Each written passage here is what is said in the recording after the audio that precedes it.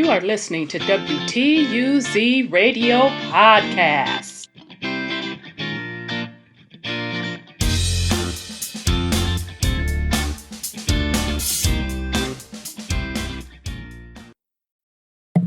Welcome to WTUZ Radio Podcast. I am your host, Rhonda. Family, this is just a drop I'm going to do real quick. I had a sis posted this particular piece of information, and she actually tagged me in it. So shout out to Sis Katari. We're always dialoguing back and forth, and she's always dropping some good stuff. So the title of this podcast is called Social Engineering in the Big Cities. All right, family, let's get to it. So let me share my screen, and the first article I'm going to bring up, let me just share my screen, hold on a second, family. Okay. Now, why isn't window capturing working? Just a second, family. Okay, because I'm doing the wrong thing, Rhonda. Can't blame it on the technology when you up in the wrong. Okay. Y'all already see whose magazine this is, right? The Smithsonian. Real quick on the Smithsonian, for those that do not know, whenever there are any type of archaeological digging going on around the world, guess who's right there front and center? If they are not funding it, they're definitely being notified, because they make the decision on what's going to be disclosed to the public and what's not going to be disclosed to the public. So just think of how many ancient artifacts we do not know about. So supposedly and allegedly, this was also the case with various species that were on the planet before, quote, quote, humans, and specifically giants. Okay, so you can go do a little research yourself.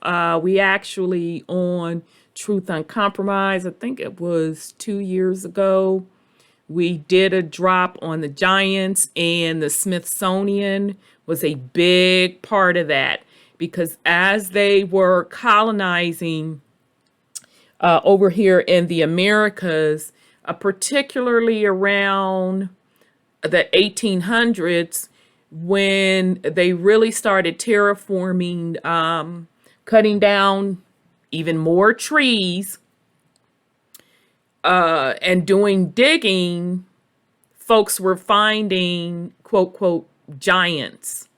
Folks that were granted land, and I'm using granted with my apostrophe asterisk fingers, were granted land, aka stolen land.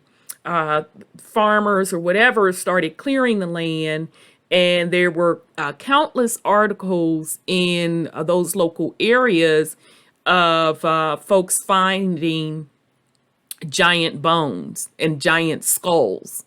Okay, but that's not what this is about.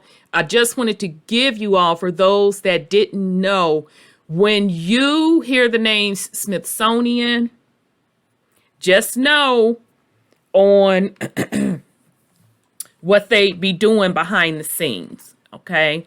All right. So, how 1960s mouse utopias led to grim predictions for the future of humanity.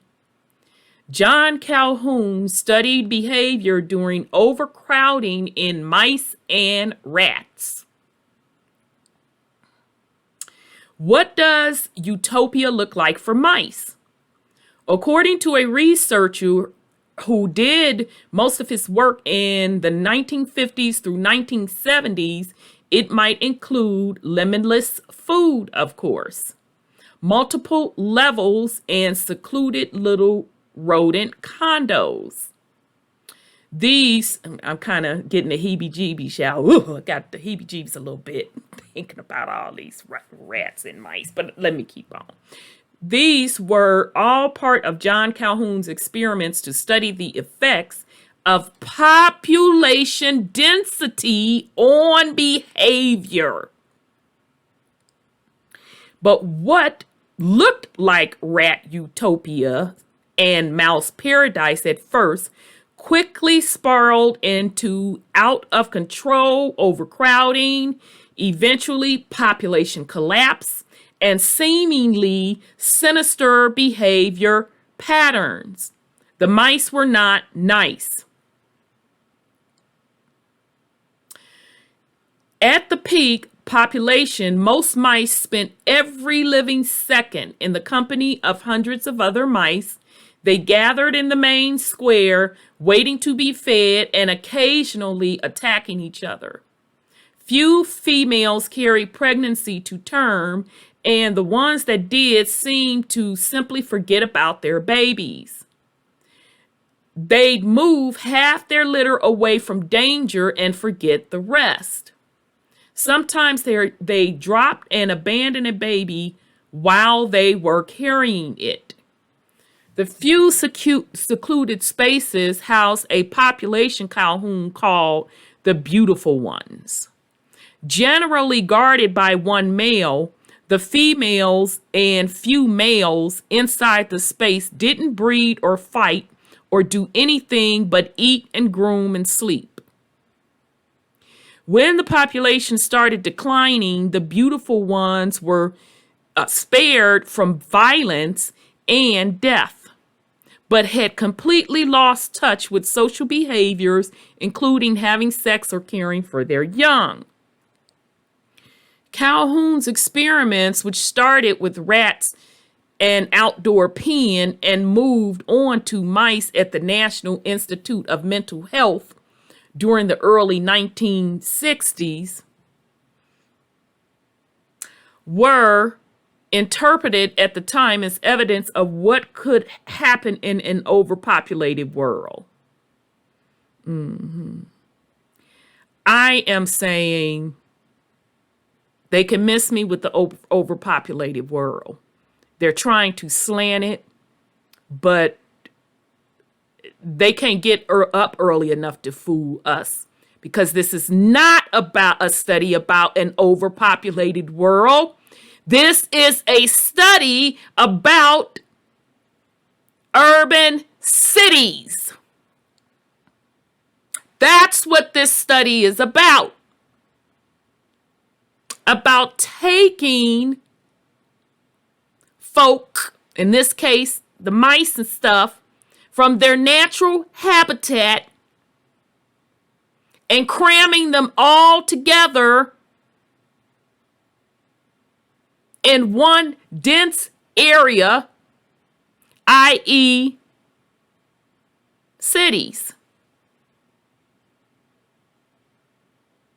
The unusual behaviors he observed, he dubbed behavioral sinks. After Calhoun wrote about his findings in a 1962 issue of Scientific American, the term caught on in popular culture. According to a paper published in the Journal of Social History, the work tapped into the era's feeling of dread that crowded urban areas, but I thought it was about overpopulation of the world. Yeah. The era feelings of dread that crowded urban areas herald the risk of moral decay, and events like the murder of Kitty Genovese, though it was misreported, only served to intensify the worry. A host of science fiction books like Soylent Green Child, if y'all have not seen Soylent Green, it's old school, y'all. I want to say it was 60s or either the 70s. I am recommending you go watch it. If they made it into a movie. Books like Soylent Green, comics like 20 AD played on Calhoun's ideas and those of his contemporaries. The work also inspired the 1971 children's book Mrs. Frisbee and the Rats of NIMH, and that's the National Institution of Mental Health, which was also made into a 1982 film, The Secrets of NIMH. Now, an interpretation of Calhoun's work has changed. English Arkell explains that the habitats he created weren't really overcrowded, but that isolation enabled aggressive mice to stake out territory and isolate the beautiful ones. She writes, instead of a population problem, one could argue that Universe 25 had a fair distribution problem.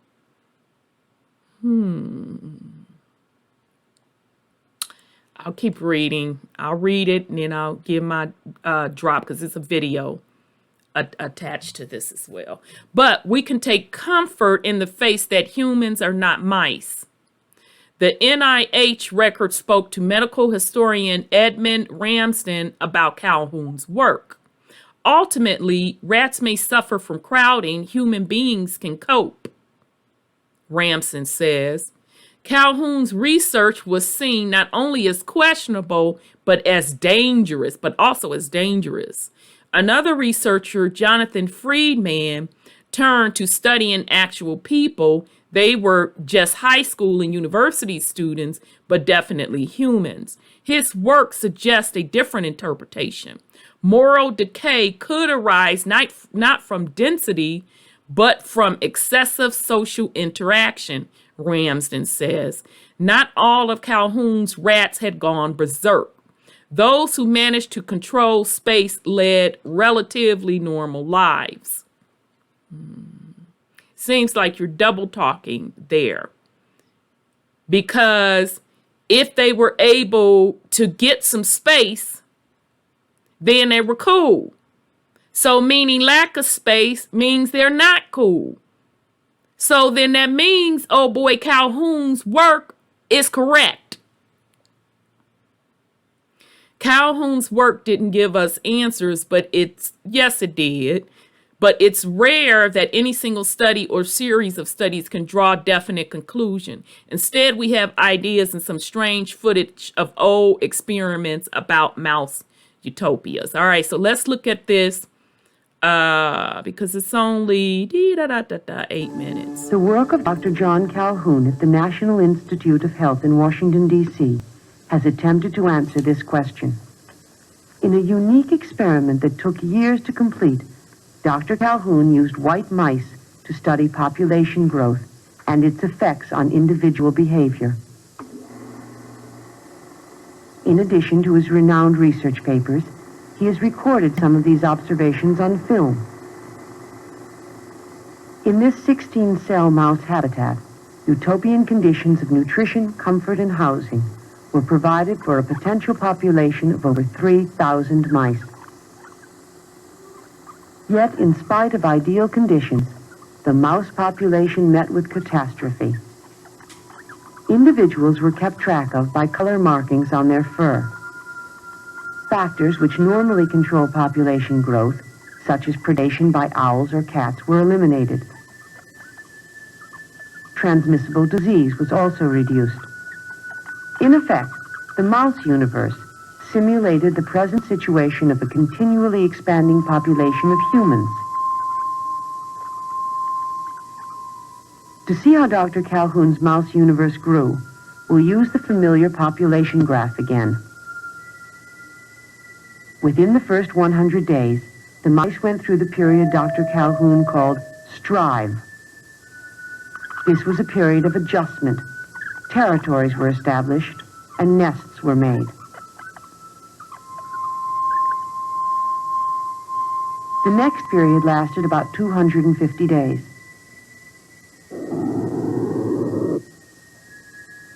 The population of the mice doubled every 60 days.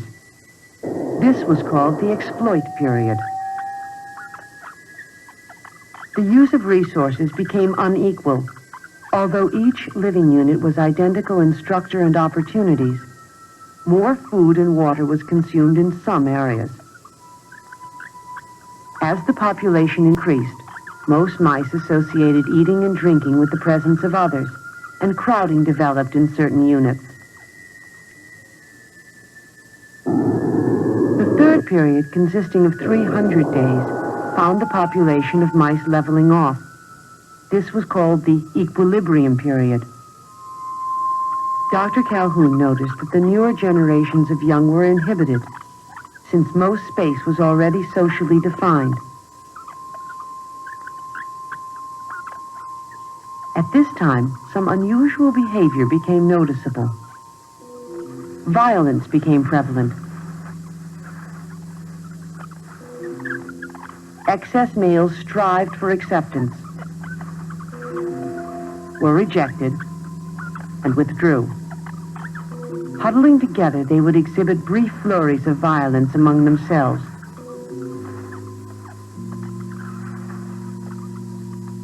The effects of violence became increasingly visible.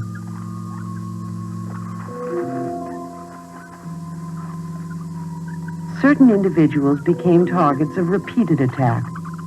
These individuals would have badly chewed and scarred tails. Other young mice growing into adulthood exhibited an even different type of behavior. Dr. Calhoun called these individuals the beautiful ones. Their time was devoted solely to grooming, eating, and sleeping. They never involved themselves with others, engaged in sex, nor would they fight.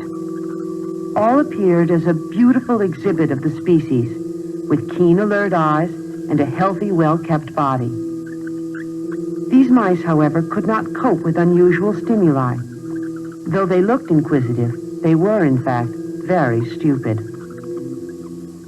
Dr. Calhoun called the last period the die phase, leading the population into extinction. Although the mouse utopia could house 3,000, the population began to decline at 2,200. In the shift from the equilibrium to the die phase, each animal became less aware of associates, despite all animals being pushed closer together. Dr. Calhoun concluded that the mice could not effectively deal with the repeated contact of so many individuals. The evidence of violence increased to the point where most individuals had had their tails bitten to some degree. Eventually, the entire mouse population perished. Dr. Calhoun's experiment is a classic example of a typical population and its growth when left unchecked. Research in this area continues under his supervision. Currently, Dr. James Hill has taken the basics of the Calhoun experiment to study social behavior even more closely. In his experiments, rats are used instead of mice. Healthy individuals are selected to start the population. The rats are anesthetized so that Dr. Hill can perform a minor operation necessary to the success of his experiments. A small electromagnetic encapsulated device is implanted into every rat. This small unit enables sensing devices to keep track of the movement and position of each individual in the population. After surgery, the rats are introduced to their new multi-leveled home, all at the same time. So I'm going to put it back on. So I just want y'all to pay attention to the structure of the rat's home And remember the structure of the mice home.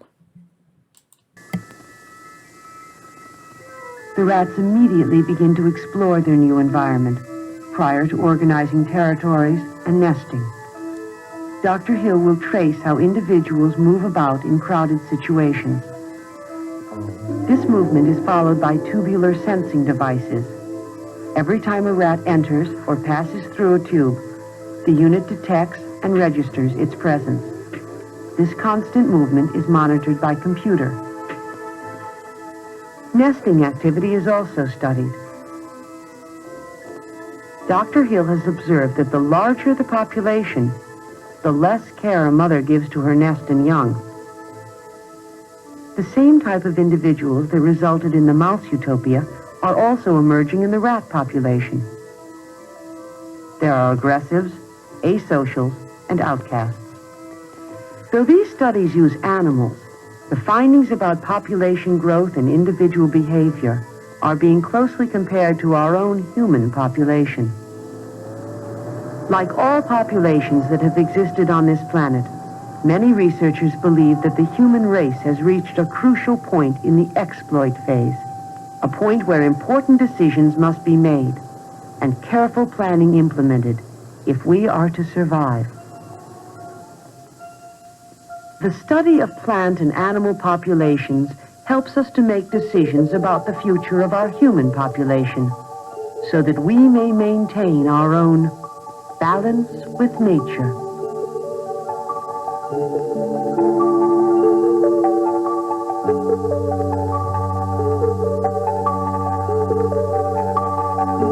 All right. So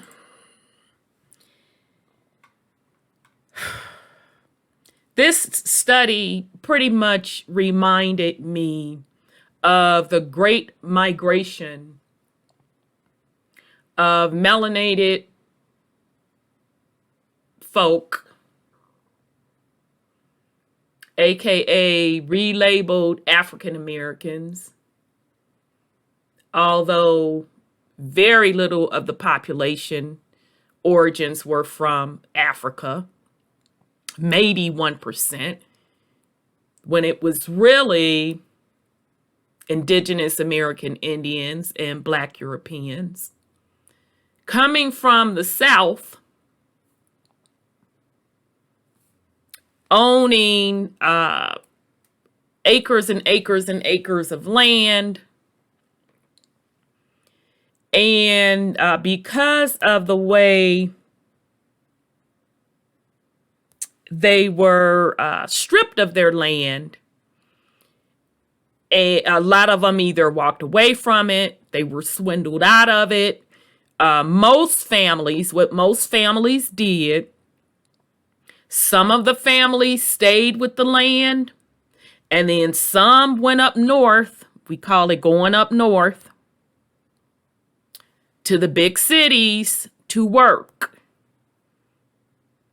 And some of the families never intended to stay up north permanently. They intended to make a certain amount of money and come back to the South. Very little of them did that. Although now, ironically, melanated people are returning to the South and have returned to the South. Okay, so when the Great Migration happened, where melanated folks were going up north and they hit the big cities, those urban areas exploded. And basically what happened, they took over the ghetto areas from the white Europeans who started moving to the suburbs. And then basically the government came up with projects. All right. So those of us up north, I'm talking Chicago, New York. I don't know if other cities have those high-rise projects. But projects are basically projects. Either the high-rises, Chicago, we called them the short stacks. And then you had the row houses. Because I think most of the other cities have or had row houses. Okay, which were basically like these apartments, like connected together. All right. Now they would call them, in the fancy areas, now they would call them townhomes, except you can tell a row house different from a townhome. I'm trying to explain it to folks that don't know what a row house looks like. But anyway, those were all classified as projects, and the purpose of them were to give low-income housing to families. Now, specifically when we talk, looking at this experiment, I immediately thought of how projects were built. You had apartments stacked on top of each other. You literally, in the first mice experiment, they had the little metal grid. Anybody from Chicago, y'all know that metal grid on them projects. And then the courtyard. That's how projects pretty much looked. New York, I can't remember I don't think y'all had a grid on y'all stuff, that metal grid. I don't think y'all had that metal grid, but I know y'all had y'all little courtyards. Okay? That's what this experiment reminds me of. And both of them were, the New York set and the Chicago set. Of course, that it's in the heart of the city, quote, quote, urban areas. And they also built row houses as well. We know how that particular project turned out, right? Some of the same exact behavior that happened with these mice and rats. Folks fighting for resources, violence breaking out. And in the experiment, he pretty much was saying, the Calhoun man, this is what happens when there's not enough space. Of course, Smithsonian, being who they are, and how they always want to use the overpopulation thing, they want to slant it towards overpopulation. But you keep talking about urban city areas. So which is it? Isn't it the fact that you pushed, because of your economic policies, folks into the cities, and particularly melanated folk going into these projects? It turned out to be a straight disaster. So that whole project experiment was a bust. We all know how that ended up, to the point now that across the United States, they've pretty much gotten rid of the quote, quote projects. I know in Chicago they have. And what really just blows my mind, anybody that grew up in Chicago, when you see one of the worst projects, they've done documentary after documentary on Cabrini Green. Child, they did not tear all of the projects down. Some of them they turned into condos, because some of those projects We're sitting on prime property close to downtown and to the lake. So it's still hard for us to even fathom that used to be literally the hood, with bodies dropping, all of that jazz, and they dispersed it. And then I guess my other point I wanted to make, because my particular family on both sides, we're from the South, South Carolina, Mississippi. So both sets, half of the family moved up north to make money, specifically Chicago in our case, and wind up in the projects. Fortunate for my family, it only lasted one generation. I want to say the max was maybe 15 years. We were able to get out. The roughest project, Cabrini Green, it actually was where my parents met.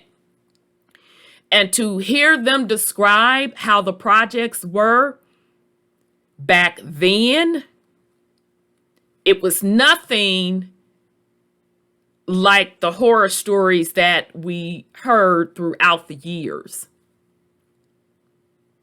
So in other words, that correlates with exactly what Dude's experiment is talking about. Okay? So how can they convince us that that was not social engineering when you could have easily provided housing across those same cities by providing low-income housing with a yard? They did not do that.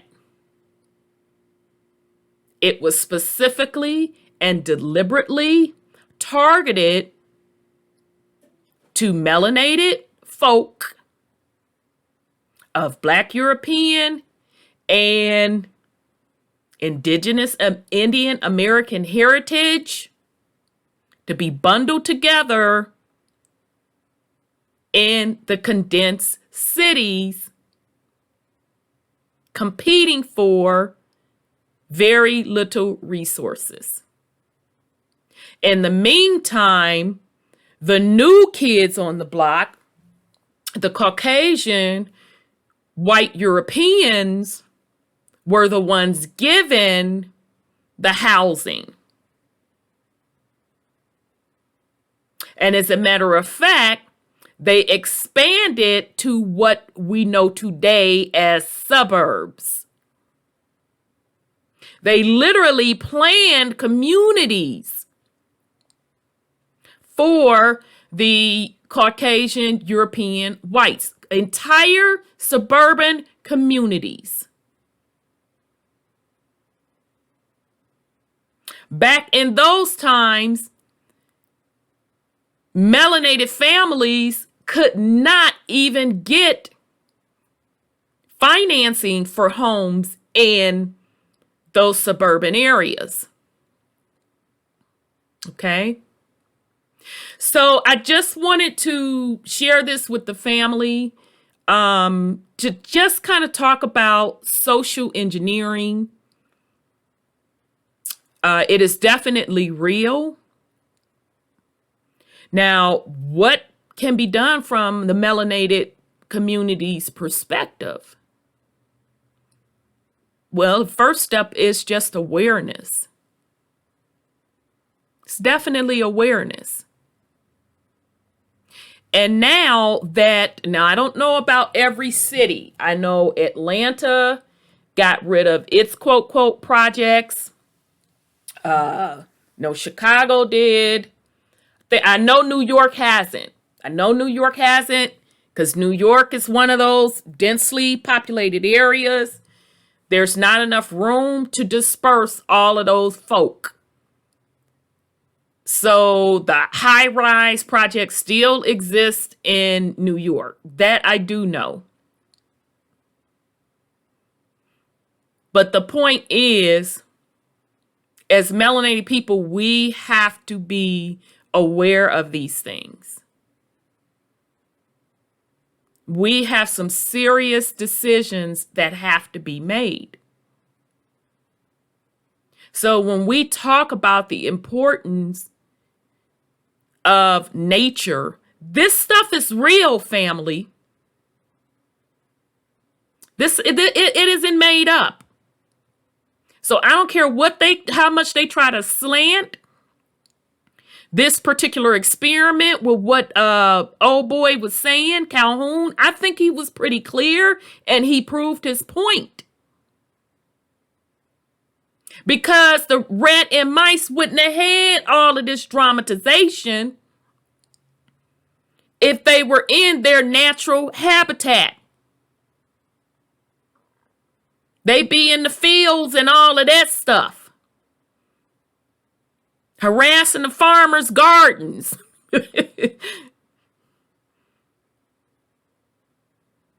That's the best habitat for them. So putting them in this quote, quote, controlled, dense habitat pretty much destroyed them. Okay, so in this experiment, it said it got to the case, to the point where the population decreased. Now, I'm not saying that went on in the projects. I don't think that went on in the projects at all. What happened in the projects was it was a psychological warfare.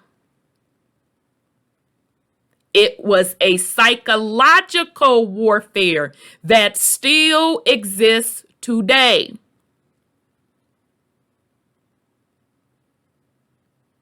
And that psychological warfare is, this is the best I can get. I need to prey on or either be preyed upon. It definitely fostered an environment of pure survival. That it's not natural. It's not natural to be so disconnected from nature. It is not natural. So, just in my 2 cents, just urban cities in general are a total failure.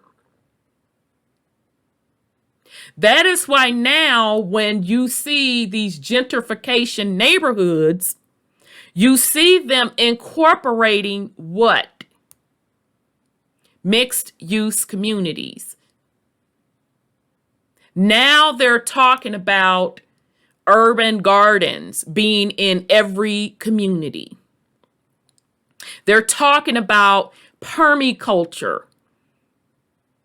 which is basically a fancy word of saying they call it also food forest, which is a fancy way of saying how we pretty much grew up in the South. So meaning you didn't have to walk too far up the road or heck, go in y'all backyard or in y'all garden, pick from the fruit trees, pick from the berries, pick from the nut trees. Always a garden growing.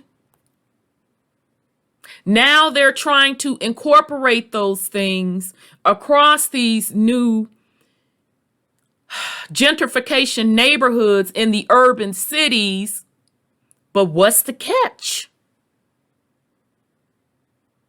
You have to have big dollars in order to live in said areas. It ain't like they doing nothing new. It ain't like they doing nothing so doggone spectacular. I think it's a wonderful idea. It should have been done all along with their city planning.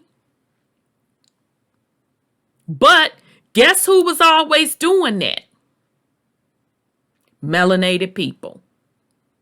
You will not find in a melanated neighborhood. I'm talking old school.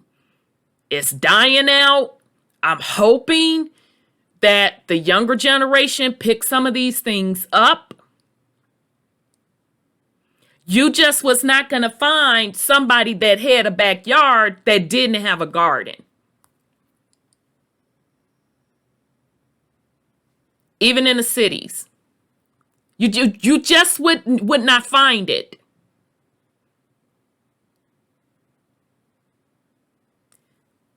All of that came from the South, family. That was our people from the South that did that.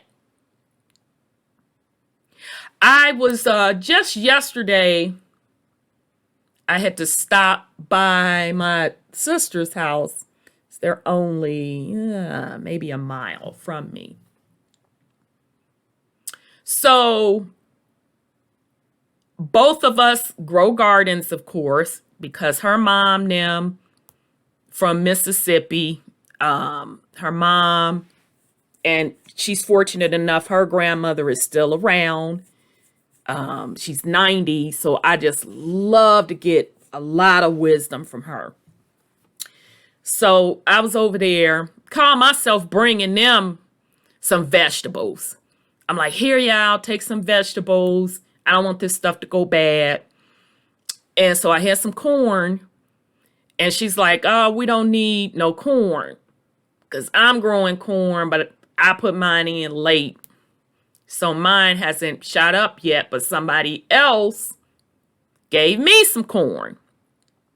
So I'm like, but wait a minute though. Y'all got corn ready to harvest corn, or is it still coming up? She like, no, we got corn ready to harvest corn. I'm like, okay. She's like, so keep those. I said, okay, I'll keep them. I'll just freeze them, whatever. So she was like, come on in the back and see the garden. Now, my sister don't garden. That's not her thing, but she don't have to, because I know how to do it really well. Her mom knows how to do it. We ain't gonna start. That's just the bottom line. So they always, I always like give them seeds, because I have seeds 4 or 5 generations. We'll never have to buy any more seeds. So she said, yeah, come in the back and see the garden. And every year I ask them, do y'all need, y'all need help for me to come over there and put the seeds down? No, we're good. So I go back in the back because their yard is bigger than my yard. Child, she had 2 rows of corn, Crowder peas. The collards are harvested because it's too hot for collards, but about next month we can replant our collards. They'll start back up.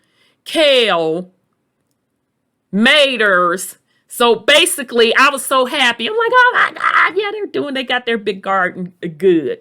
Now, no, I never have to go over to them for food because I have my own garden. I be giving my neighbors food. So, I was like, oh my God, I know. Because I got worried. I said, I hope that your mom and granny did not plan all of this by themselves. I would have came over and helped. She said, girl, no. The neighbor next door, child, he come over and plant the stuff and we be sharing. And I just smiled. I'm like, oh my God, yes, that's how it's supposed to be done. And she said, yeah, and the neighbor behind us, he asked, could he plant some tomatoes right behind the corn? Because he don't have no room either. And he comes and cleans up the beds and all of that. She says, so girl, really, they don't have to do no work. They just come out here and harvest. We all just harvest what we want and keep it moving. That's how we used to do it up north when we got yards. That's exactly how we used to do it up north. The projects, that's not natural. It's not natural. It messes with your frequency, your vibration, all of the damn noise, the fact that you're not close to nature. You can't walk on the grass. It's just not natural. It messes with your mental. It messes with your consciousness. So when people talk about getting back to nature, and I know some people want to over dramatize stuff and all of that jazz, and I hear so many people say, buy a bunch of acres and work the land. And I'm cool with that too. I think that's an excellent idea. I think every family should have a couple of acres of land, and that should be family land, and it never should be sold, and it should be passed from generation to generation and generation, like Papa and Big Mama used to do. And till the trifling ones came and start selling the family land. I am absolutely all for that. That's the way it should be done. If you are not in the position to do that, wherever you are, you really need to make an effort to create some type of natural habitat. Even if you are stuck in these urban areas where you don't have the opportunity to have a lot of green space, you go to your city, go to the city council, and you fight for a spot. And in urban areas, they will work with you. They'll work with you. They used to be against it, but not anymore. I have personally, in Atlanta, went in and said, this is what I want, and I'm going to hold your feet to the fire until you do it. Now, based on my years of harassment, they finally did it. Now, I'm not there to enjoy it. Don't matter.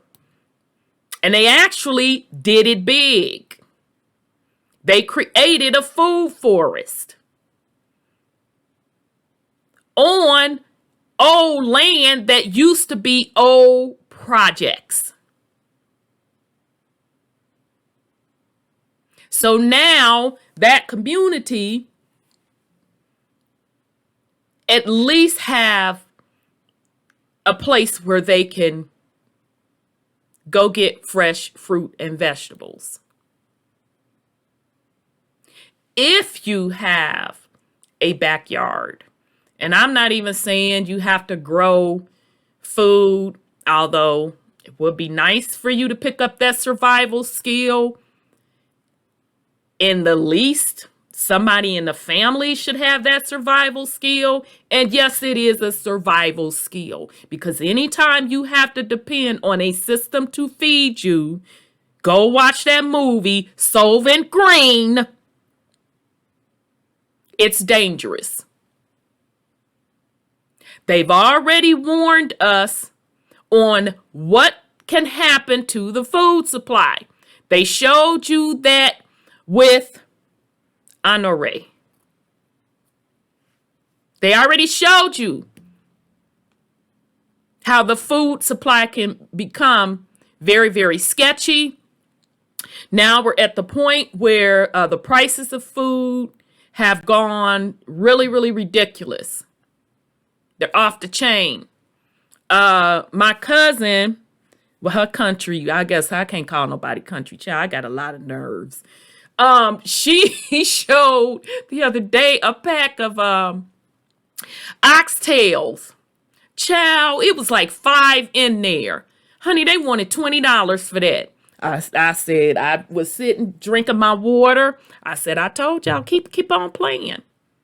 Keep on playing. Keep right on playing with these people. Keep going and depending on them to feed you.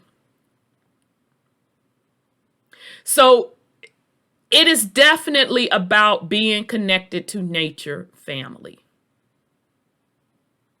No child should have to grow up in a concrete jungle. No child should have to grow up like that, where the air is stale, the hallways for you to walk into your home smells of urine.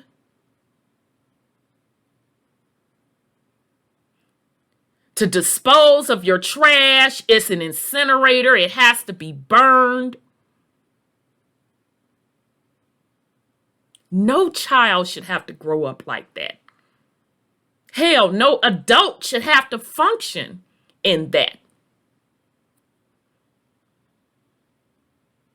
You're always on guard. Your nerves is bad. You're truly in survival mode because there is a disconnect from nature. That was a social engineering experiment that failed miserably. Okay? And so dude Calhoun proved it with the mice. Now, of course, not every behavior of the little mice can correlate to what shakes down in the projects. But just the fact that the mice total behavior changed at all, being in a project-like-ish environment, tells the story. Okay? So as melanated people, we have to look at things for what they really are. And when I talk about breaking generational curses, it's a lot of work. I ain't gonna sit here and lie. It's a lot of work. It's a lot of pain you have to walk through. But in order to truly create and sustain healthy souls, that's what have to be done. So I'm not going to hold you all, family. I just wanted to share this experiment with you all. I wish everyone well. This is Rhonda with WTUZ Radio Podcast. Peace and love, family.